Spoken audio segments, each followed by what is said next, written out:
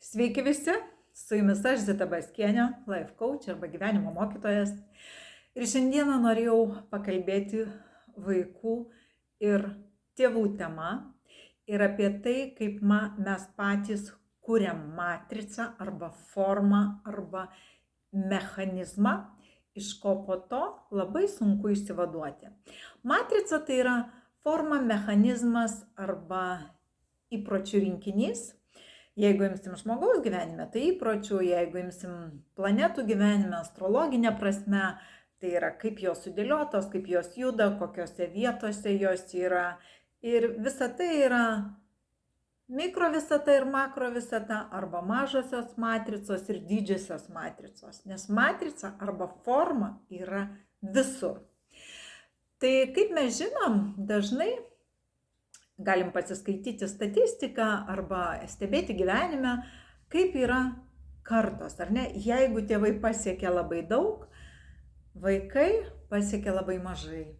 Ir vėl tada jų vaikai pasiekia daug ir, žodžiu, tokia banguojančia kreivė visada šitas mechanizmas juda. Ir kai mes mėgstam galvoti, mes užduodam klausimus, mes galim aiškiai matyti atsakymus. Apie tai šiandien ir noriu kalbėti. Vieni norėdami save pateisinti arba pasakyti, kad nuo jų niekas nepriklauso arba kad čia taip nėra, sakys, kad visas gyvenimas yra pokylis, nuolydis, pokylis, nuolydis. Taip iš tikrųjų ir yra, nes tai yra banga, tai yra dažnis. Bet tada būtų tolygu sakyti, kad nuo žmogaus niekas nepriklauso. Va taip gimėm ir nieko čia nepakeisi, nes taip yra, taip vingiuoja banga. Bet mes taip nenorim sakyti, mes norim pakeisti savo gyvenimą taip, kaip norim jį turėti. Taigi, kodėl sėkmingų vaikų tėvai pasiekia mažiau? Todėl, kad sėkmingi tėvai patys nieko neturėję, pasiekia puikių rezultatų, arba nieko iš niekur negavę, pasiekia puikių rezultatų ir jau neva nori duoti vaikams, kad jiems stipriai nereiktų vargti. Todėl ne iš karto, ne tada, kada jūs viską darot už juos, gaminat maistą, plaunat jų rūbus, grindis, vežiojat į mokyklą iš mokyklos, vežiojat į prekybos centrus, perkat, jūs tai pamatysit daug vėliau, kai šitas etapas baigsis. Pamatysit tai, kaip kreivė jų eina žemyn. Todėl dažnas žmogus užduoda klausimą, kaip išeiti iš matricos. Išeiti iš matricos tai reiškia, pirmiausia, reikia tą matricą nulaužti. Nulaužti matricą tai reiškia nulaužti įpročius arba mechanizmą, kuris niekur neveda. Kaip būtų tai įmanoma padaryti?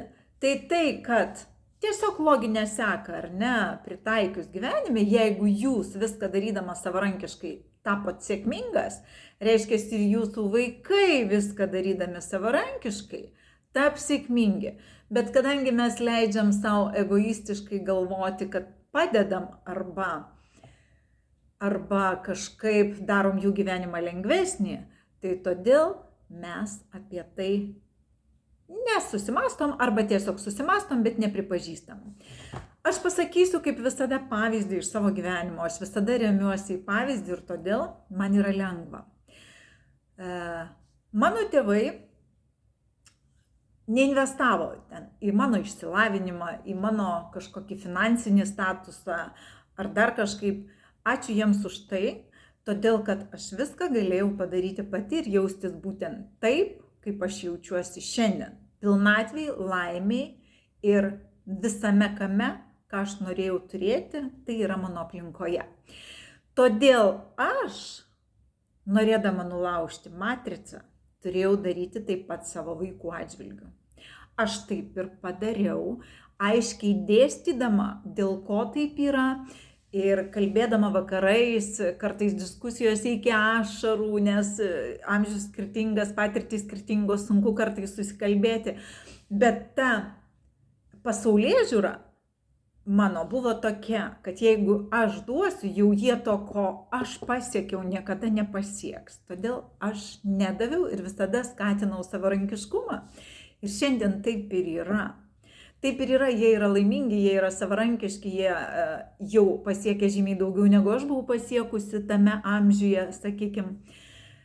Gal ne visais atvejais ir ne abu, bet tai yra kelias, kuris gali keisti, bet savarankiški jie yra abu. Todėl, norint nulaužti matricą, reikia nulaužti įprastą mechanizmą, tada mes išeinam į kitą lygį ir tada ta banga, žiūrėkit, techniškai, pagal fiziką, dažnis, ne, banga leisis. Bet jinai leisi žymiai vėliau. Reiškia, jūs esat kilime, jeigu tame kilime taške tame nulaužėt matricą ir jūsų vaikai kilime, ar ne? Jeigu jūsų vaikai kilime nieko nesugadins, ar ne, tada jų ir kažkada gal bus tas leidimasis, kuris priklausys gal nuo daugelio kitų aspektų arba laikas atneša naujus veiksnius. Ir todėl situacijos kinta. Bet jūs tą bangą darysit didesnė. Didesnė banga tai yra aukštesnė vibracija, nes aukšta vibracija tai yra mažesni tarpai tarp bangų, ar ne? Atsiprašau, didesni. O žema vibracija yra tankesnė banga, žemesni tarpai tarp bangų. Tai tiesiog noriu jums suvesti su fizika, pasaulėdara ir su žmogaus gyvenimu per tuos 3 etapus ir būtent akcentuoti į mūsų požiūrį į vaikus.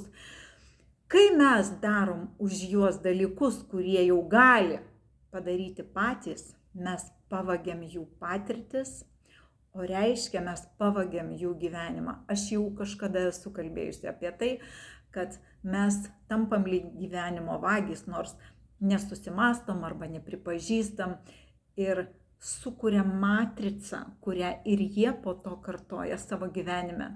Matricą arba šabloną arba elgsenos šabloną. Žinot, kai mes auklėjam savo vaikus, yra pagrindinis dalykas pavyzdys. Jūs galit nieko vaikui neduoti, nieko jam nesakyti, bet būti aiškių pavyzdžių šeimoje. Vaikas mato, kaip jūs kalbat su savo vyru, su savo draugais, kokiais jūs susitinkat, ką jūs vystot savo veikloj, ką jūs perkat, kaip jūs pasisakot visuomeniai aktualiais klausimais. Jis visą šitą modelį mato ir susikuria pagal tai savo atitikties tokį modelį. Ir jis tai pasiima. Jeigu jūs sakot, kaip yra gerai mokytis, o pats niekada nesimokėt, niekas neįvyks taip, kaip jūs norit. Jūsų žodis jokio svorio neturės. Kodėl? Todėl, kad pasaulis ir realybė formuojasi per trejybę. Mintis, žodis, veiksmas. Jeigu jūs sakot žodį, o to veiksmo jis nemato, tai nevirsta į materiją ir tas pavyzdys yra tuščias ir jis niekada neįsitvirtins. Taigi, pirmiausia, jūs turite rodyti pavyzdį. O dar blogiau, kai žmogus sako vieną, elgiasi kitaip ir tada vaikas visiškai pasimeta, jis tada ir nebetiki, ir nepasitikė, ir aplamai nesupranta, kas yra teisus ir tada galbūt jam tampa pavyzdžiui kažkokia visuomeniai žinoma asmenybė, gal televizorius, gal socialiniuose tinkluose kažkoks matomas žmogus ir jūs jau įtakos, gerosios įtakos padaryti negalit. Tai aš jums noriu pasakyti, transliuokit pavyzdį, ne kalbėkit tuščiai, jeigu kalba, tai stenkitės, kad jūsų žodis atitiktų jūsų pavyzdį ir nulaužkit įprotį arba nulaužkit tą tašką, kuris jūsų vaiką kaip tik nuves žemyn. Duokit jam jo patirtis, kad ir nesėkmingos jos yra patirtys ir vedančios į sėkmę. Tai didžiausios sėkmės santykiuose su vaikais ir didžiausios sėkmės suvokiant, kad darymas už vaikus tai, ką jie gali jau padaryti patys, yra gyvenimo vagystė. Tai ačiū dar kartelį.